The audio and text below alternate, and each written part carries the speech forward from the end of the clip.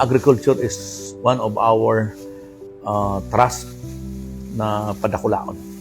Bako lang sa rice sufficiency, pati ang pagtanom kay mga backyard or kaya sa mga bakanting lote, kay mga high-value crops. No? Dahil sa kamauotan na maging bastante ang supply para sa pagkaon asin kabaing ng mga pangangaipo, mas pigpakusog ni Albay Governor Noel Ebriega Rosal ang mga programa kan probinsya para sa agrikultura. So number one, nag-allocate po ang provincial government kay additional 40 million para sa mga fertilizers. Direkta ini na benefit kang mga paraomata, nata. Kasi sa sobrang mahal mo niyan, i-augment. Pero kay Puhan, ang mga tatauan ta, so talagang nagtatanom. So talagang may mga maigos.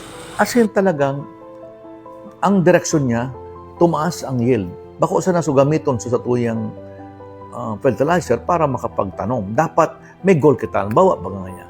Ang kada hektarya, ang target na doon, at least maka 100 plus o 120. Ang ibig sabihin, mga high value ini. So mga hybrid, may inbreed. Pero ang importante, yaon sa suporta kan sa tuyang gobyerno. Actually, ang target mo niya ni Gob, so food security program. After siya kaan, so kay po niyang gusto niyang matawang ki assistance siya sa mga farmers ta through seed subsidy, fertilizer subsidy, kung pwede pa nga ni, so fuel subsidy tanong niya mga medyo mahalang kwanta kasi di na. Dikit na supply na ayuda baga na kung aron ka na inaagi aning rimalaso, makakuha lamang dikit na makabalik bagas kay kapagalan men ginastos mi man. Pagkay po naman na di nga bono sa paguma sa bini piyataon man kami.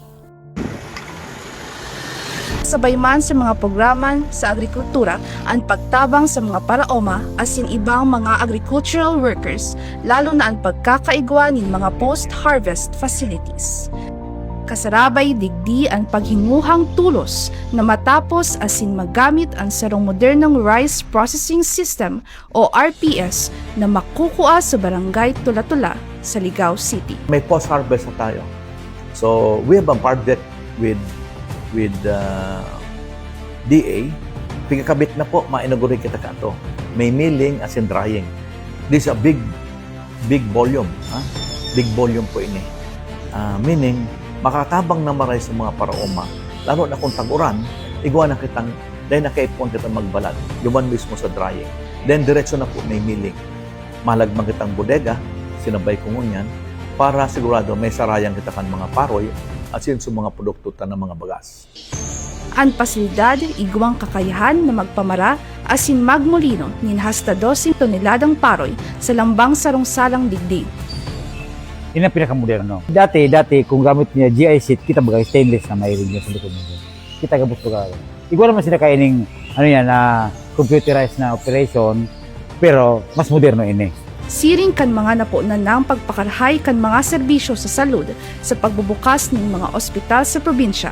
Mauwot ni Governor Rosal ang mas produktibong mga serbisyo sa agrikultura na maresulta sa mas halangkaw asin malalaoman na supply nin pagkaon sa probinsya nin Albay. So yan tabi, as a whole, ang total budget na ngayon sa agrikultura is more than 100 billion.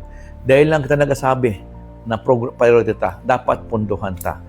Mala nga ni, because kinancel ta so mga festival ta ibata. So sa iba ang mga kwartata ngunyan, apera kang kwartata duman, diagdagan ta pa para may additional pakitang incentive sa mga paraoma.